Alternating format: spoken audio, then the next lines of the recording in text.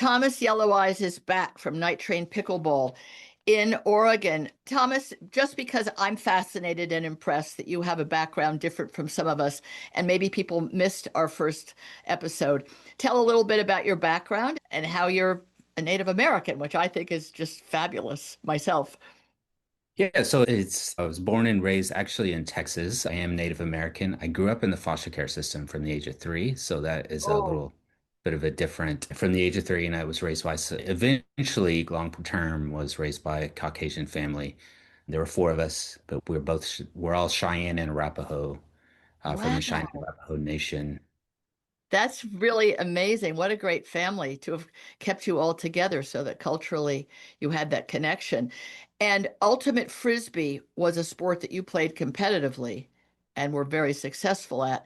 And then you morphed into pickleball with a kind of a passion not unlike a lot of us, where you try it and you're already hooked. You just get hooked. What the heck? It must be some brain pickleball connection where the sound just, I don't know, lights up some part of your brain, right? One of the things you do in Night Train Pickleball, you've given hundreds of clinics, mostly in the Oregon area, but sometimes elsewhere. You prepare people for competition, and that's different than other clinics that just want to tell people how to score. I find it always amazing to me, beginner clinics. Let's talk about how to score. It doesn't matter. You got to learn how to deal with the ball in your mind and your feet. People, some of these beginner classes are like, let's talk about you are the first server and you're the second.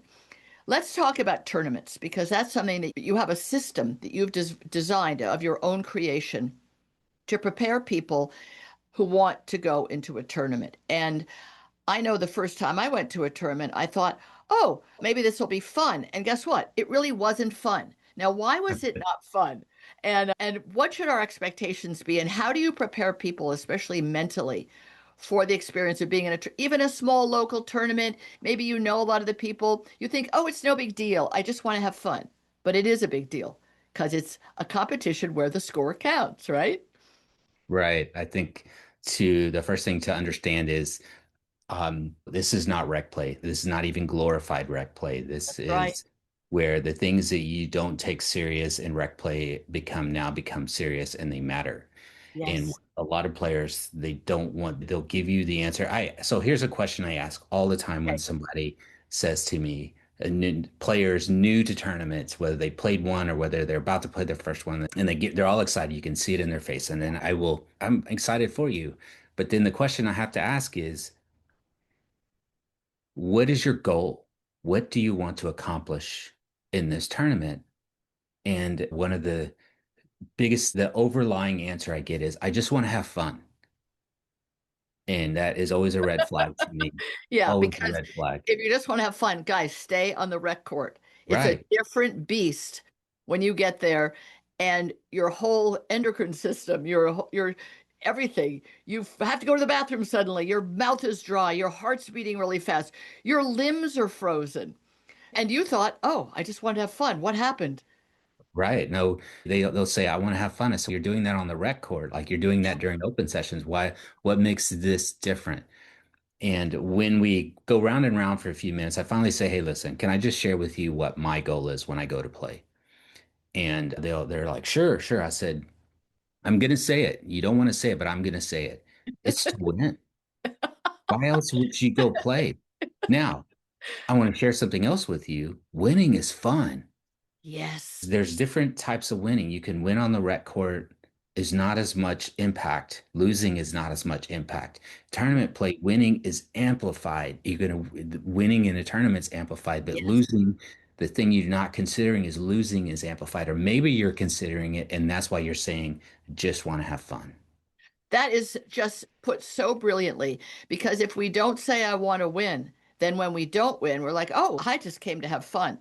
I played a bunch of tournaments early on and stumbled along, found my way. I had a coach back home, but the coach didn't go with me to the tournament. It's not high level tennis or something, or what the competition I used to do on horses, where your coach is like by your side with the groom at all times. You're never alone. You go to a tournament, you have your partner, but sometimes you've never even met the partner before. And I went to a tournament thinking, I really want to play with with this gal, Suzanne. I adore playing with her. I haven't played with her even on a rec court in ages. And I got there, and it was in some adjoining state to Vermont where I live, and it was about 38 degrees. Now, I don't do any outdoor sport at 38 degrees unless it's skiing with lots of clothes on. And I didn't even bring, I don't know, gloves or a jacket or sweatpants, and I was freezing. So I already knew I wasn't going to have fun, Thomas, because my fingers were frozen. And so we both didn't play our best, to put it mildly. And so someone else said, "Hey, you want to come and just play some more games?" And I just shook my head, and Suzanne said, "I think she's going to go home and commit suicide." So it was like, I thought she's not wrong. I'm not suicidal, but I felt that bad. And I think that's a proof that even if you go thinking, I'm just going to go for a lark because I've been to a lot of tournaments and this one really doesn't matter to me, guess what? If you play poorly, it really does matter in a completely different way. And I think you made a brilliant point. If you don't say, I'm going to win, you think you're protecting yourself from not winning. But in fact, you have an inner, almost, I don't know, a combat internally. You really want to win, and some part of you is saying, "Oh, it doesn't matter. It's okay. Her serve went out, or oh, my balls are popping up because I'm so uptight. It's okay." But it isn't. It's horrible. So when you get people to admit, "Yeah, I'd really like to win," then what do you do to prep them for a tournament? Because it's a different mental prep. Yes. And the next question, the obvious question is, what have you done to prep? What have you done to train Yeah. Yeah. to for this moment? And a lot of them go, we've been playing a lot more together in rec play. And I'm go, and that's another red flag. Well said. You're getting the variety. Maybe you're getting the variety, unless it's the same groups, and then you're just people who are not going to be in the tournament. To this, the top teams are practicing. The top teams have paid for lessons. The top teams are in training programs, and Yes. they have dedicated to, even if they've done it just for 2 weeks before the tournament, they're already more prepared than you are walking into that tournament. So, what type of prep have you done? Have you considered who's what player is going to play what side? Who's the stronger one? Right. Who's the backhand? Yeah. And you could just see the shock on their face. Just the total. We didn't think about that. Yeah, you're just going to go play, thinking this is glorified rec play. It is not. It is people there. They want that medal, and I know people will downgrade the medal and say it's like a $3 or $5 medal. No, there's way more to what that medal represents, and people want that medal. That's such a great point. The idea that if you, I did have a coach, but I often had a partner. When I did have a partner that I went with, as opposed to picking one up there that you met on the internet, you get matched like really bad eHarmony, if you will, on the platform for the tournament. And now you've called each other or you've sent a text. This will be great. And you're supposed to say to them something like, "What's your strength?" or "What do you love doing?" It's nonsense. It's total nonsense. You've never been on the court with this person. You're totally at cross purposes. They can burn you down the middle all day long or out wide because you guys are not, they don't have a bungee cord between you. But when I've been able to work with a coach, like you said, and have a coach work you in preparation as a team. And have you been able to do that for your clients? Yes, absolutely. Now you got to keep in mind the timeline. If you're getting coming to me, I had one team come to me the day before, and it turned into more of a life coaching opportunity than I it like did that. I like pickleball that. coaching. Yeah. And then I've had people come to me a few months before. Those two type of trainings are going to be different. If you come to me right before, even a couple weeks before, all I'm going to do is throw you into the scenarios. It's no learning new skills. There's no learning new techniques. It's I'm throwing you into the fire so you can start handling the things mentally between the years that you're going to see. If you give me a few months out, I can teach you something and then slowly integrate you into the fire, and you can slowly figure out yourself how you need to handle that. So there's a lot of things that you're shortchanging yourself if you come to me the day before, opposed to if you come to me months before, and we can go through that. And that's what our training program is. It is to help you play competitive, and we'll put you in scenarios where what's happening between the ears will come out. It needs to come out. It needs Yes. to come out so we can see it and so we can create a plan when this comes out, not if, when this comes out, how are we going to keep the train from coming off the tracks?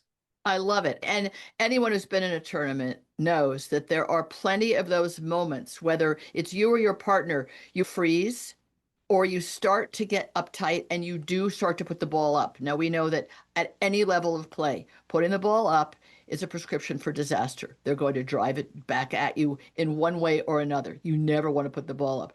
When you start doing that, you just do it more because you get more uptight, you feel more bad, you feel more apologetic to your partner. And if your partner's doing it, you try to make them feel better. Oh, it's okay, but it's really not okay because now you just got drilled and nailed and the score's not looking good.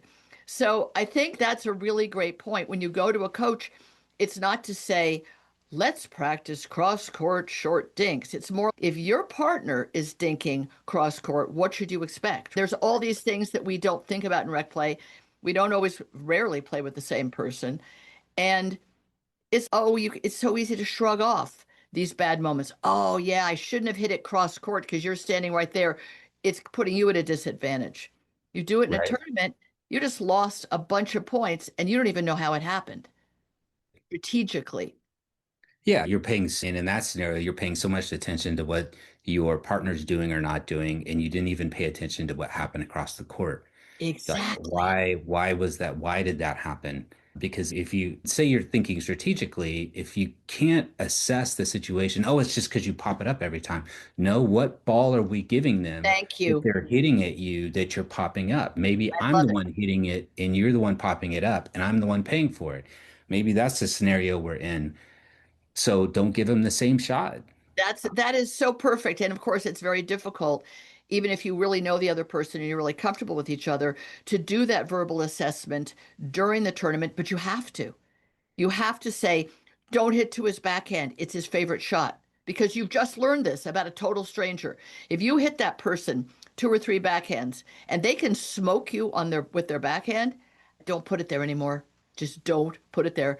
Go in the middle, go to the other person. But if you don't assess it, you just think, oh, they're so much better than us. No, just like you said, you gave them something that either you did an error that they could take advantage of, or you played to their strength. Right. That's something that a coach needs to help you to see that. It's not what's happening on your side of the net. It's what's Yeah. happening on the other side.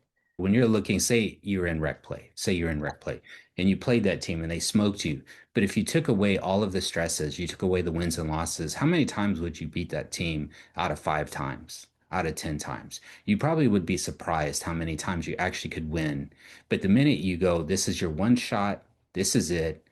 You got to Right. win it to keep going. All of a sudden, what happened is not what that team put on you, it's what you just put on yourself as a team. And everything that you're scared of, all your fears get amplified. And then the first thing you want to do is attack the thing that is not speaking to those, no positiveness to those Yes. fears, which Yes. happens to be your partner a lot of times. And then one of the things I had to learn as a foster coming out of the foster care and into the world is to I had to learn to emotionally regulate. Oh, And interesting. and that is something that I find a lot of players that get into tournaments, they actually don't know how to regulate their emotions. And Explain that a therefore, little better because I'm very familiar with the foster care system from the other side because I was part of a philanthropic group in Los Angeles and we went down to, it was called United Friends of the Children. We went down to a facility that held actually children who weren't even in foster care. They were in an institution trying to be put into foster care. And I got involved with several of the kids. And it's a really complicated system. And those of us on the outside only have some vague idea of what that means. And we always think, oh, it's terrible and the person's going to be ruined. And then you look at people like you or people who have two law degrees and a medical degree, and it's not one thing. But the idea of the emotional regulation is really interesting because that young person has to deal with abandonment and to reorganize themselves in a new situation and survive and then thrive. So, what do you mean by emotional regulation? most of us have figured out how to regulate our emotions day to day and figure out how to stay in non-stressful situations. When you're growing up in the foster care system, there's rarely no non-stressful situation. It's Wow. all stressful. And people are leaving who said they would stay, and Yes. people are doing things that they said they wouldn't do. And basically, people are just lying to you. And Mm. you first you get angry and first you act out. And then at some point, like me, you just learn to start holding it all in. And so mine would come out in bursts. Like I would hold it, I would hold it, I would hold it until you popped up the fifth ball, and then I would explode. And you don't keep partners that way. You don't keep Interesting. so you have to learn to recognize when that emotion's coming up. And then you have to, and this is something that all of us in foster care had to learn, is we have to take ownership of our what's happening with us, whether it's fair or not. It's happening to me, and how I choose to deal with this as it's coming will determine my relationships, will determine my situation. Is it going to end up good? Is it going to end up not good? And so I'm learning to recognize that and learning to figure out, okay, this is what it is. I need to put a plan together, find somebody to help me put this plan together, and start learning to regulate. Like it's okay to be angry. Actually, when I play best, I'm a little bit angry. I'm not, Interesting. it Me doesn't too. show. I have the biggest smile on my face, but I am a little angry. It is a superpower if you can I learn to love use it. it. Oh my God. Okay, we're gonna do, I think we need to do another episode on anger as a superpower for real. Because if someone does something, I don't know, like body bag me and hit me, I'm like, really? I know where your face is too. I'm going for your belly next time. And it's not really a vicious kind of anger, but it's more like I'm fired up. Or Right. they really smoke me down the line when I knew that I should have been watching my line. It's like, no, that's not all right. I'm going to get you back one way or another. Right. I'm going to smoke you somewhere. Thomas, I really appreciate you sharing part of your life with us. I think it's incredibly valuable that we all see each other as human beings, and each person is on a personal journey in their life and they're dealing with things that we cannot even imagine. Kindness to each other is really important, and empathy. And if someone does get really upset, you have to sometimes stop and say, I wonder what's really wrong with them. It really wasn't just that pickleball. So, just in closing, I want to say that I think the most brilliant thing you've said that other people, and like you said, people don't want to say it, is you do want to win. It's okay to embrace that, but remember that your whole life, whether you grew up in the foster care system or white picket fence kind of background, losing always felt bad. And depending on your parents, your teachers, your peers, losing made you feel maybe really bad. So we have to acknowledge that and say, now we're all grown up and we can say, I want to win. And if we don't, at least we went in saying, I want to win. And I think that's a wonderful life lesson for all of us. And I thank you for that. And I thank you for sharing part of your life and part of your heart with us. It I think we all need to humanize each other more, and I think that was a beautiful way to do it. So thank you. Thank you. Look forward to you coming back, and we're going to talk about anger, the superpower, next time Thomas Yelloweyes is here. Go to Night Train Pickleball. You're going to see some great YouTube, some great philosophy of Thomas's that I think all of us can learn from. Thanks again, Thomas. Thank you.